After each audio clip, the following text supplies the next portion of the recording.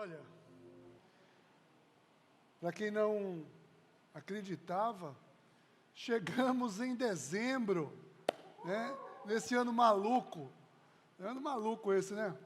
Lá em março, nós estávamos em março e a gente, quando soube que a gente ia viver uma quarentena, aí todo mundo disse, quarentena, 40 dias. A gente tira isso, né, de letra. E aí, estamos levando, mas, enfim, chegamos em dezembro, crendo, né, que tudo isso vai passar, Mas olha, dezembro, a despeito de qualquer circunstância que estejamos vivendo, dezembro, particularmente para mim, sempre foi, assim, um mês muito aguardado. Eu sempre aguardei muito a chegada de dezembro, né, desde a infância.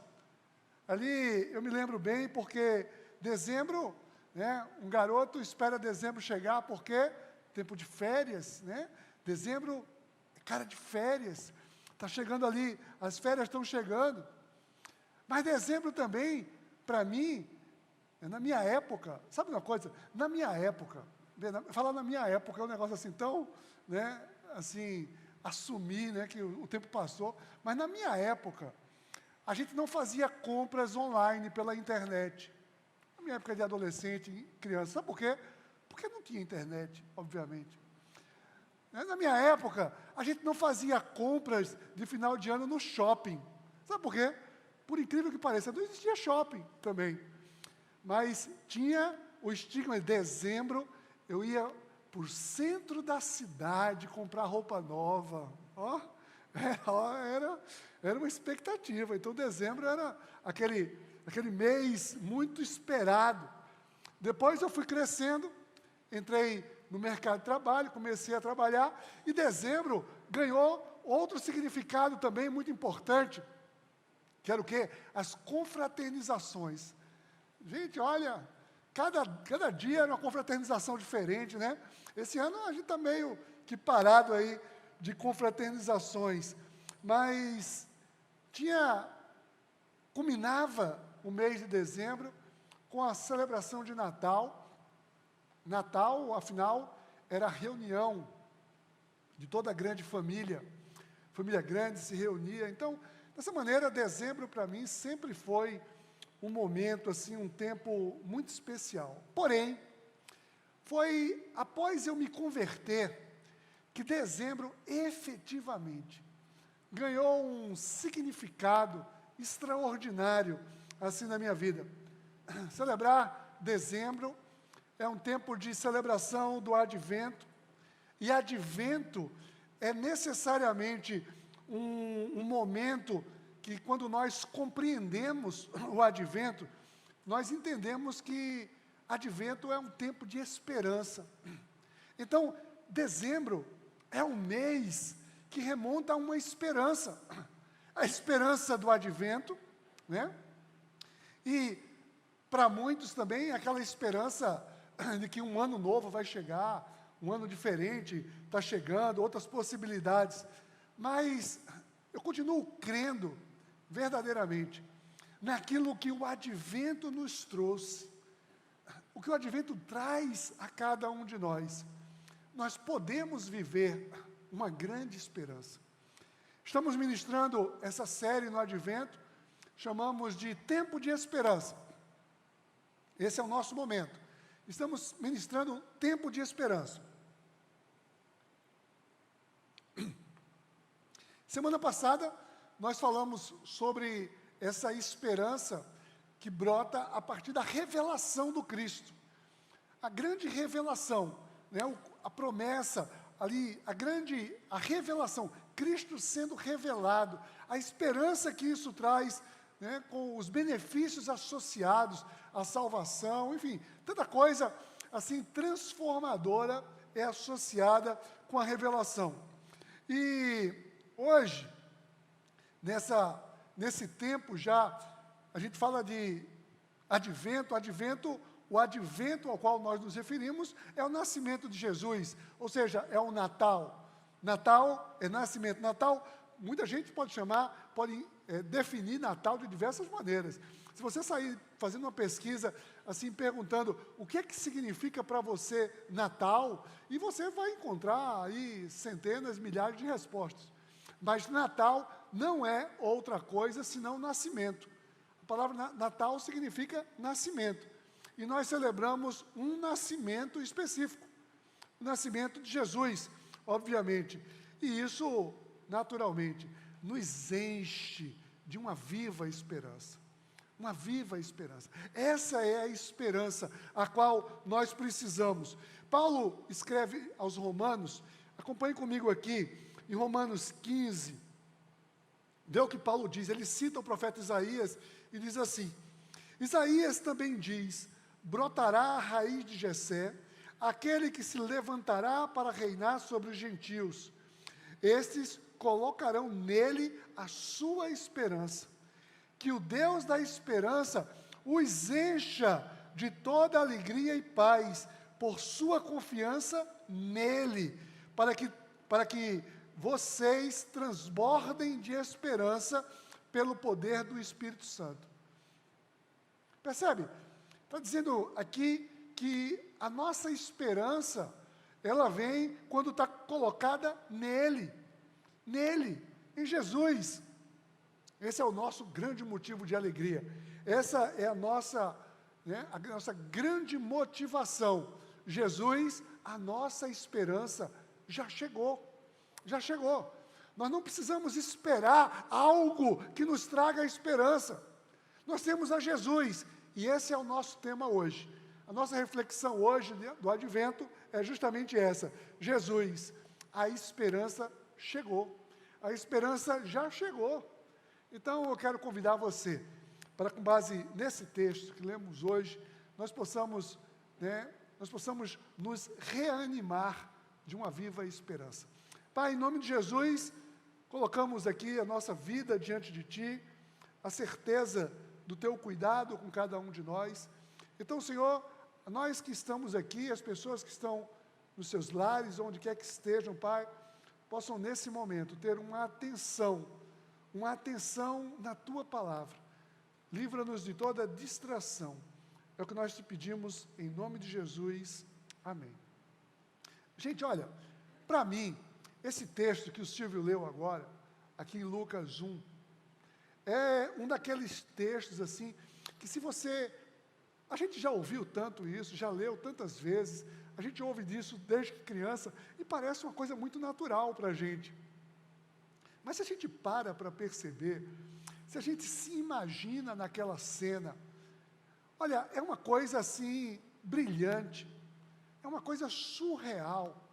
Imagina aquela cena ali, uma jovem, um anjo, um Deus, uma promessa, uma transformação no mundo. Ali dava-se início à grande transformação. Olha, nem os mais brilhantes cineastas, roteiristas, escritores, quem quer que seja, poderia escrever um enredo tão fantástico, nesse simples texto que nós acabamos de ler agora há pouco. A nossa esperança, a gente precisa entender aonde é que ela é construída. O povo hebreu viveu séculos e séculos na expectativa, na promessa do Messias. Gerações e gerações, desde Abraão, aguardavam essa redenção. Aliás, não apenas desde Abraão, mas desde mesmo ali a queda, tinha uma promessa de redenção. Deus chama a Noé, ali no ato profético, a restauração é uma promessa de Deus para todos os povos. Deus nunca, em momento algum, desistiu da sua criação. Deus nunca desistiu.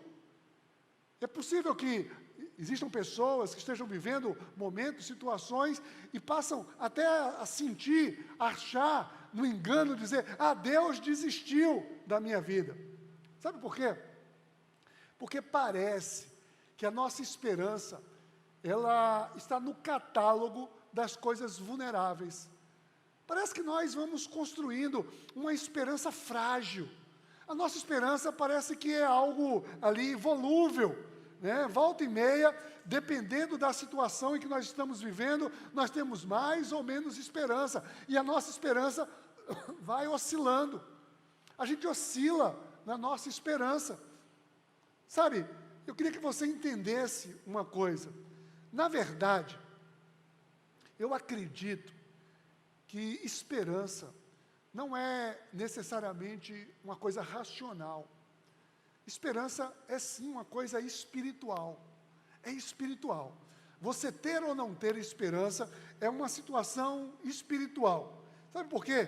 Porque todos nós estamos sujeitos à instabilidade. Há momentos de instabilidade. Olha, o início dessa semana, por exemplo, eu vivi um tempo desse. De uma instabilidade emocional. Um desânimo tomou conta, que eu não sabia de onde vinha, para onde ia, um desânimo ali, segunda, terça, eu estava vivendo uma situação, assim, que eu não tinha motivo, e estava sentindo um desânimo muito grande. Eu compartilhei isso com Denise, e ela disse, não, vamos orar, e a gente se reuniu, e eu fui ali orar, e eu disse a ela, puxa, eu estou com um desafio tremendo, preparar uma mensagem de esperança, estando nesse desânimo aqui. Que contradição, eu estou aqui, eu tenho que preparar uma mensagem de esperança para o próximo domingo. Eu estou vivendo isso. Eu creio na esperança, mas eu estou sentindo um desânimo. E a gente orou naquele momento, e foi um momento assim, transformador para mim, na terça-feira isso, né, eu estava lento, desanimado, estava ali, e nós oramos, e eu percebi, sabe, você igual aqueles desenhos assim, né, aquele desenho animado que a pessoa vai se enchendo de poder de novo assim, né, bota um anel, sei lá, qualquer coisa, e aquele negócio assim, vai aquela carga, né, ou o espinafre do Popeye, seja lá o que for, né, mas eu sei que foi aquele momento ali que eu me senti, que aquilo ali foi retomando, eu lembrei do texto de Isaías 40, naquele momento eu fui ler, eu lembrei de Isaías 40, e no versículo 29, que diz assim, Ele fortalece ao cansado e dá grande vigor ao que está sem forças.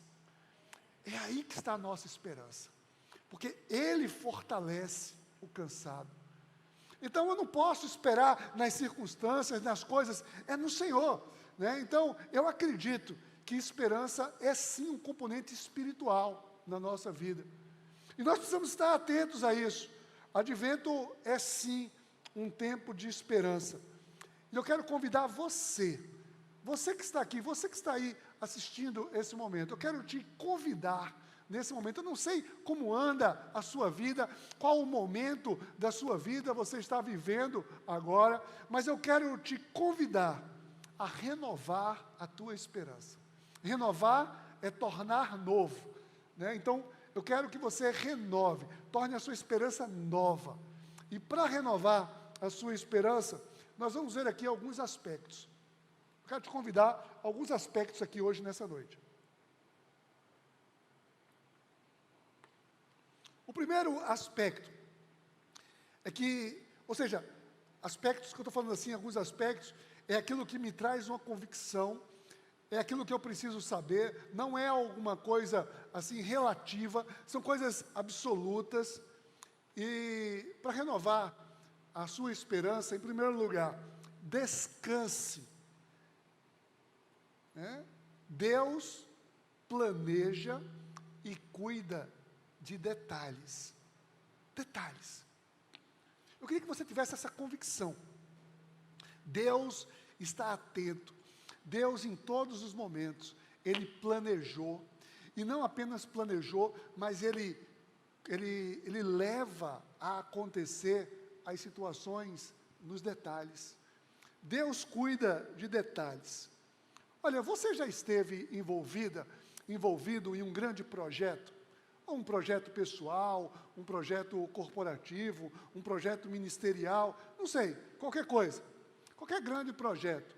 E quando você começa ali, você começa a entrar naquele projeto, naquela determinação, você percebe que para cada coisa existem detalhes que não foram sequer pensados. Tem muitos detalhes, as situações têm detalhes. E você via, não, esse detalhe aqui, ele faz toda a diferença. E é preciso disso aqui, se eu não fizer isso aqui, vai, né, uma coisa lá na frente não vai sair. Então, eu preciso de detalhes. E às vezes são tantos os detalhes, né, tantos detalhes. Você tem detalhes quando você vai planejar uma viagem, quando você vai planejar um casamento. Olha, para casamento então, né, Lila? Para preparar um casamento, né? Ela sabe que está em lua de mel ali, o casal está em lua de mel. Sabe disso. Olha, preparar um casamento, tanto detalhe, tanta coisinha, tanta coisa que precisa. Pois bem, eu quero que você hoje renove a sua esperança, né, com essa certeza. Descanse.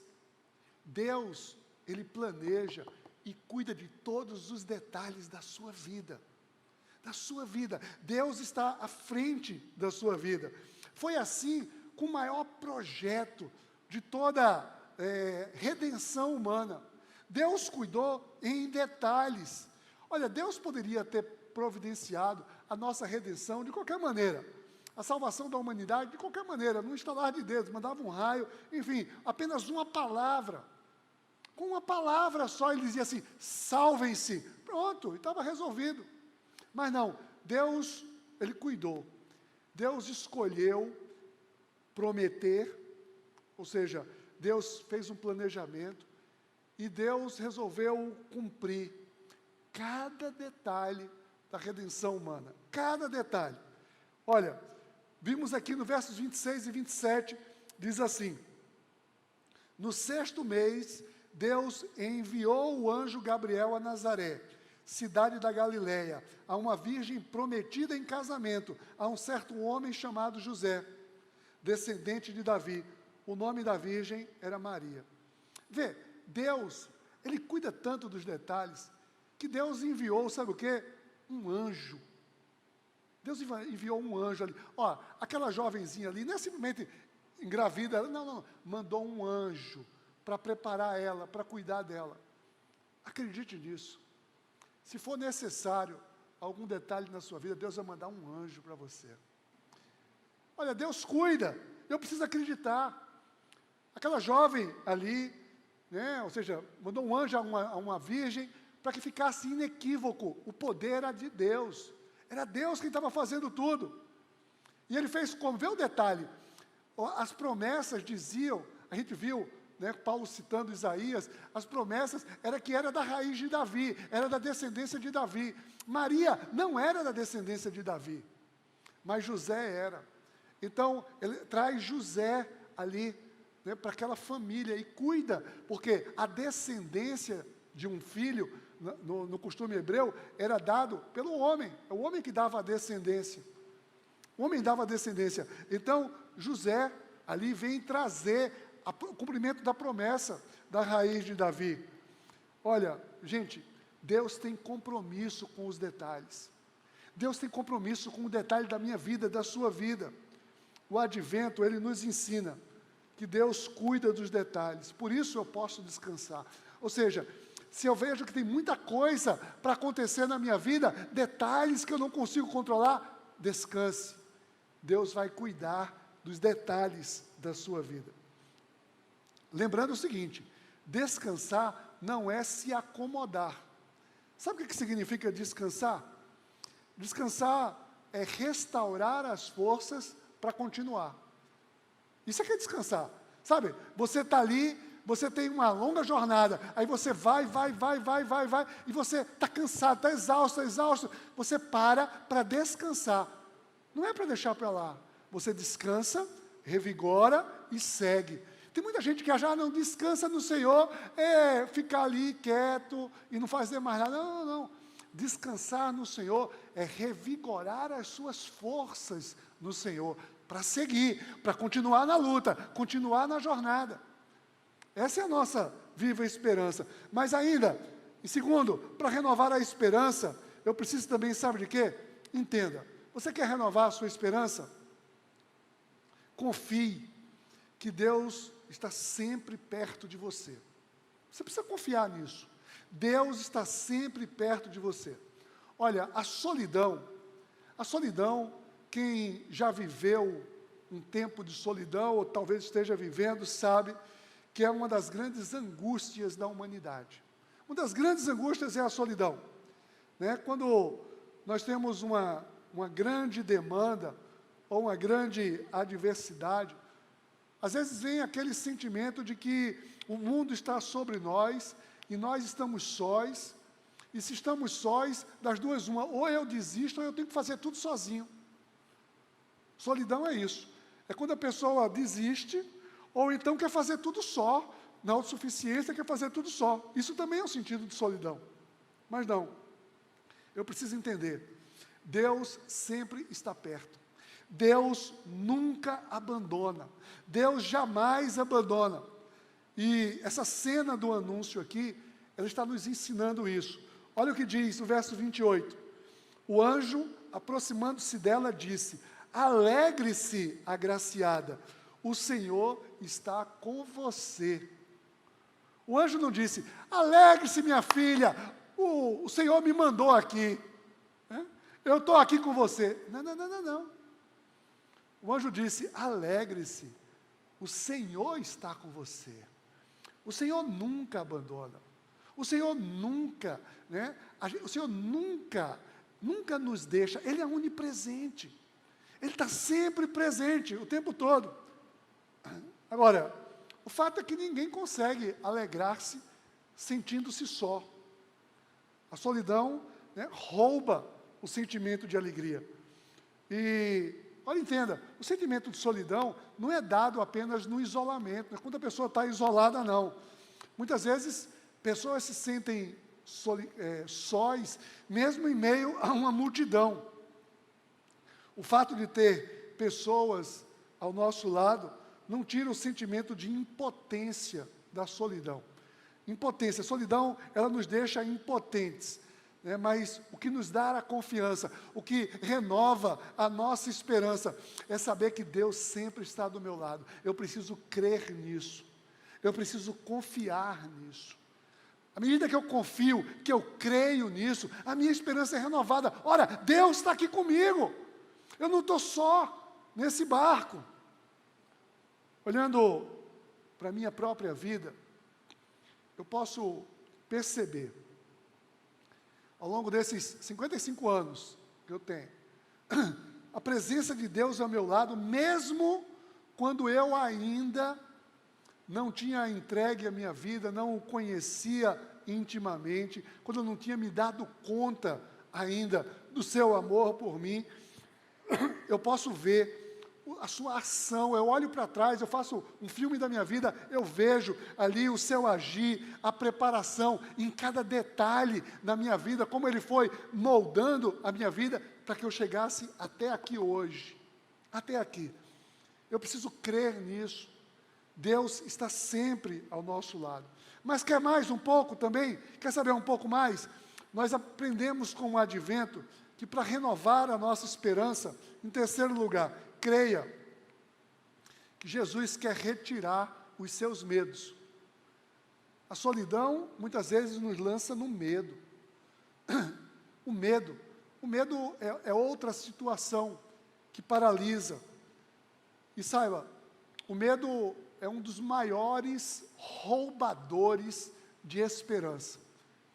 Sim, o medo. E muitas vezes, o medo é fruto de um engano. Porque é óbvio que existe aquele medo que é um medo saudável para eu me preservar, enfim, mas aquele medo que paralisa. O medo, quando está instalado, ele vira uma angústia. Quando aquele medo não é administrado, ele traz uma angústia, ele paralisa. E geralmente, esses medos eles são forjados no engano.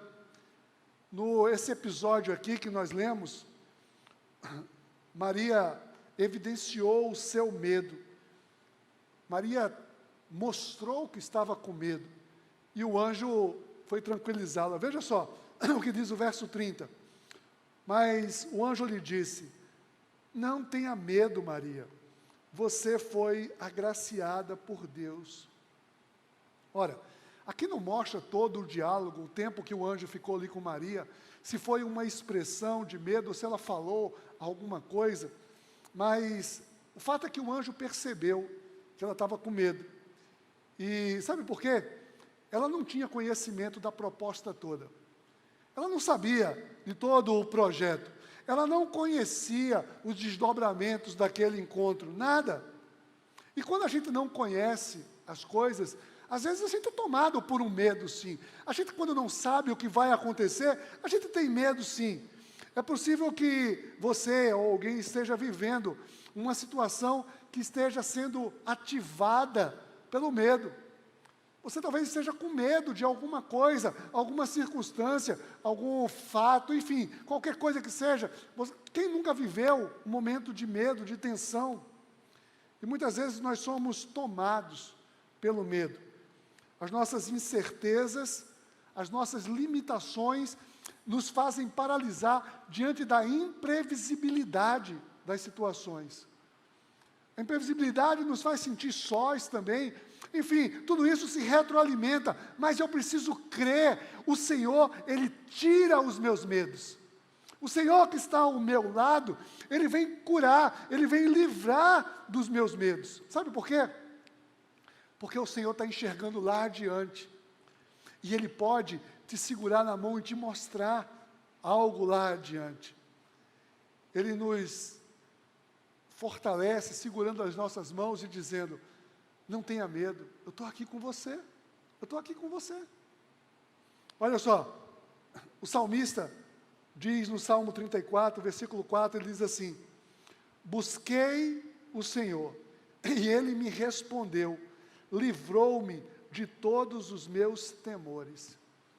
Você está vivendo algum medo nesse tempo?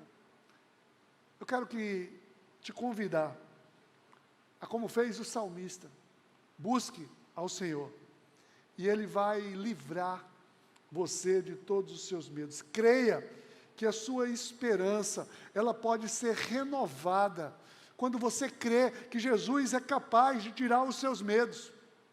Mas ainda, em quarto lugar, para renovar a esperança, acredite que Deus tem planos maiores do que os seus. Os planos de Deus são muito maiores do que os meus, do que os seus, do que os nossos, né? Ter mais ou menos esperança, muitas vezes está associado à dimensão, né, das possibilidades dos nossos planos, daquilo que a gente planejou, aquilo que a gente idealizou. Olha, para um pouco e percebe aqui junto comigo. Maria era uma jovem, e ela estava ali prestes a casar, e, assim, naquela época não existia esse sentimento, assim, na sociedade hoje, assim, não, casou, não, mas tem que esperar ainda um monte de tempo para ter filho, não, as pessoas antigamente, né, e bem antigamente, na época de Maria, é esse antigamente, mas tem um antigamente mais recente, as pessoas casavam esperando, né, a expectativa era ter filho, era gerar uma família. Quando falava assim família, família com filhos. Então as pessoas pensavam, Maria estava prestes, ela tinha planos para ter filhos. Ela desejava ter filhos. E de repente tem uma visitação, imagina, tem uma visitação de um anjo para dizer que você vai ter um filho. Legal, vou ter um filho. Sim, poderia parecer algo óbvio. Esse era o plano de Maria. Ela estava pensando em casar para ter filho. Era natural isso era uma coisa natural. Mas os planos de Deus eram muito maiores do que os planos de Maria. Olha o que diz o verso 31. O anjo disse assim: você ficará grávida e dará à luz um filho, e lhe porá o nome de Jesus. Olha, os planos de Deus, eles são muito maiores do que você possa imaginar. Muito maior. Não se tratava apenas de uma gravidez aqui. Não era apenas um plano para a vida de Maria. Não era um plano para aquele núcleo familiar. Não era um plano para a vida de José. Não era um plano para a vida ali daquela região. Não. Era um plano para toda a humanidade. Aquele plano envolvia a minha vida, envolvia a sua vida. Envolvia toda a humanidade. Renove a esperança na possibilidade do que o Senhor, né, no poder dele, o que Ele pode fazer através da sua vida. Olha, Deus pode fazer algo fantástico na sua vida, mas Ele quer fazer mais, Ele quer fazer através da sua vida. Sim, através da sua capacidade, através do seu trabalho, através, enfim, dos seus talentos. O Senhor não quer apenas fazer alguma coisa na sua vida, mas Ele quer fazer através da sua vida. Pessoas entendem isso e vão servir no ministério, abrem os seus lares numa célula, acolhem ali uma célula. E olha, e não importa a idade. Recentemente, nós perdemos um dos grandes expoentes do cristianismo moderno, o Dr. John Haggai. Ele faleceu recentemente, né? Já tinha 96 anos, aquele homem de Deus. Ele contava o seu testemunho, dizendo o que Deus fez na vida dele, a partir dele já muito velho. E ele pode abençoar centenas e milhares de pessoas em todo o mundo, né, com treinamentos de liderança e de evangelismo, cada um voltando para os seus países para evangelizar. Não importa a sua idade, o que Deus quer fazer na sua vida não vai depender apenas de você, vai depender dele. A gente só precisa apenas se dispor, se permitir, crer nisso. Eu preciso crer que Deus tem algo para fazer através da minha vida. Por isso, para renovar a sua esperança, em quinto lugar, creia no poder que está sobre Jesus. É preciso crer nesse nome. Olha, nós estamos na expectativa do Natal, né? É do nascimento de Jesus que nós estamos falando, já falamos sobre isso antes. Não é apenas de uma festa religiosa, uma festa familiar, comercial, anual. Não. É algo muito maior. Você quer, de fato, renovar as suas esperanças? Você precisa crer no poder que há no nome de Jesus. Olha, quando o anjo anunciou a Maria, verso 32 diz assim, olha o que o anjo disse: ele será grande e será chamado Filho do Altíssimo. O Senhor Deus lhe dará um trono de seu pai Davi, e ele reinará para sempre sobre o povo de Jacó. O seu reino jamais terá fim. Percebe? Percebe que não era sobre uma criança, era algo muito grandioso que Deus tinha ali naquele momento. Isso é a soberania de Deus. Ele quis que fosse assim. Aquele projeto ali, que eu preciso crer, né, é Jesus. Não é qualquer criança, era Jesus que estava ali.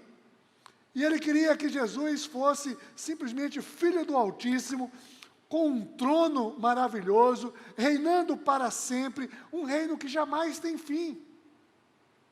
O poder que está sobre Jesus significa, sabe o quê? O que é que isso tem a ver com a minha vida hoje? Eu quero dizer para você o seguinte: o poder que está sobre Jesus é maior do que qualquer doença. O poder que está sobre Jesus é maior do que qualquer problema. O poder que está sobre Jesus é maior do que qualquer crise matrimonial. O poder que está sobre Jesus é sobre as drogas que estão na nossa juventude. O poder que está sobre Jesus é muito maior do que qualquer limitação humana, do que qualquer obstáculo que se levante diante de nós.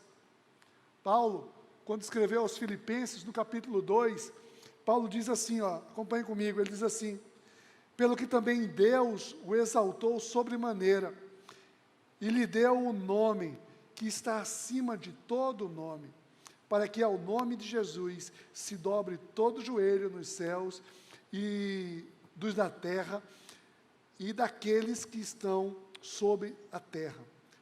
O poder de Jesus está sobre todos, absolutamente todos. Então somente creia. Nós precisamos crer no poder de Jesus. Ele é capaz de renovar a nossa esperança, sim. E por fim, eu renovo a minha esperança. Sabe de que maneira? Sexto lugar, renda-se ao mistério sobrenatural da fé e obedeça. Gente, nós não estamos falando aqui de algo natural. Não estamos falando de um nascimento qualquer. Estou falando de Natal. Natal é sim algo sobrenatural. É sobrenatural. Tem muita gente que resiste ao sobrenatural. Não, sobrenatural. Não, sobrenatural é coisa de gente fanática. O Natal é sobrenatural. O Natal não é algo natural. Não é completamente sobrenatural. E é claro que aquela jovem Maria, ela não estava entendendo tudo aquilo. Aquilo não, ela não conseguia. A nossa mente, ela é direcionada ao natural, às nossas experiências, aquilo que a gente vê dia após dia, aquilo que é da nossa natureza. Maria conhecia a promessa, conhecia. Maria cria em Deus, mas tudo aquilo era muito sobrenatural, era muito doido. Gente, é muito doido. Chega para uma jovem e diz: você vai engravidar, filha, pelo poder do Espírito Santo. Olha, aquilo envolvia muitos riscos. Maria podia ser morta, apedrejada. Ela estava prometida a um homem em casamento e de repente aparece grávida. É porque o anjo foi lá e falou com José também. Você conhece a história, né? Só um anjo convencer um noivo, né? Convencer o noivo numa situação dessa. Mas olha, o que diz o verso 34 e 35. Perguntou Maria ao anjo: como acontecerá isso se sou virgem? Maria estava pensando naturalmente. O anjo respondeu: o Espírito Santo virá sobre você, o poder do Altíssimo a cobrirá com a sua sombra. Assim, aquele que há de nascer será chamado Santo, Filho de Deus. O anjo não disse: é porque você é muito poderosa, é porque você tem todo o poder. Não, nada disso. Maria estava ali nervosa naquele momento. Como é que vai... Eu não tenho melhor condições disso. Como é que isso vai se dar? E o anjo disse: filha, creia no sobrenatural. Não é com você, não é sobre você, é sobrenatural, é o Espírito Santo, é o poder do Altíssimo. Diante do sobrenatural, eu aprendi na minha vida, né, que existem basicamente duas posturas. Diante do sobrenatural, existem duas posturas. A primeira postura é ficar julgando, tentando analisar, tentando negar, justificar todas as coisas, né? Então, essa é uma postura. E a outra postura diante do sobrenatural, sabe qual é? É render-se, crer e obedecer. Eu me rendo diante do sobrenatural de Deus. Eu creio no poder de Deus e eu obedeço. E Maria nos ensina isso. Maria nos ensina. Olha o que diz o verso 38. Respondeu Maria: sou serva do Senhor, que aconteça comigo conforme a sua palavra. Gente, Maria se rendeu.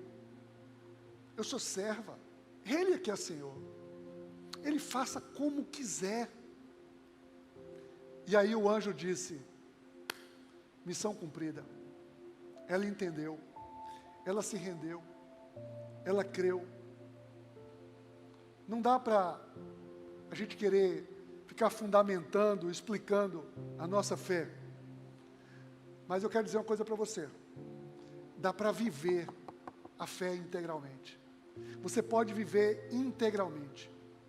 Creia que a sua esperança pode ser completamente renovada. Você pode se jogar nos braços do Senhor. Isso é uma experiência de fé sobrenatural. Estamos em dezembro. Estamos no advento. é tempo de renovar a esperança. Jesus já chegou. Nós estamos celebrando algo que já aconteceu. Não é algo que acontecerá. Por isso, eu quero te convidar, hoje, nessa noite, independente de como esteja a sua vida, eu quero que você descanse, porque Deus planeja e cuida de todos os detalhes. Você sabe do que eu estou falando na sua vida. Deus cuida de todos os detalhes. Agora confie, você não está só. Deus está sempre por perto com você.